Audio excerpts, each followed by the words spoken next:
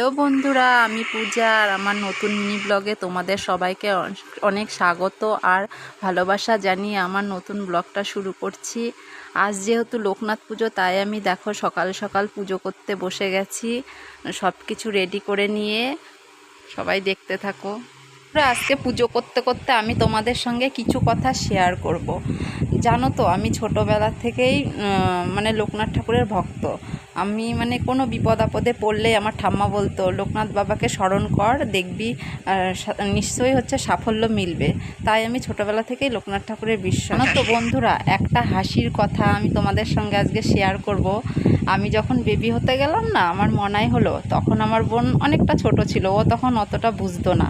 ও ভাবতো যে আমার মানে ছেলে হোক, ও চাইতো।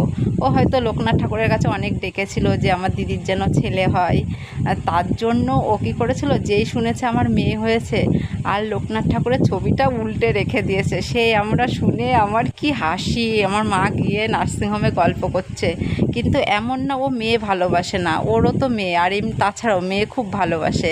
তবুও কেন জানি না, ও ছোটো ছিল তো, মানে ওর মন, ও হয়তো চেয়েছিল ঠাকুরের কাছে খুব করে, তার জন্য রেগে গেছিলো। সাথে গল্প করতে করতে আমার পুজো দেওয়া প্রায় শেষের দিকে। ভিডিওটা ভালো লাগলে সাবস্ক্রাইব করো please, like comment share please বন্ধুরা, পাশে থেকো। আর দেখো আমি সুন্দরভাবে পুজো দিয়ে দিয়েছি। আমাদের এখানে লোকনাথ ঠাকুর ছাড়া আরও অনেক ঠাকুর রয়েছে, সেইগুলোই তোমাদের দেখাচ্ছি। টাটা বন্ধুরা।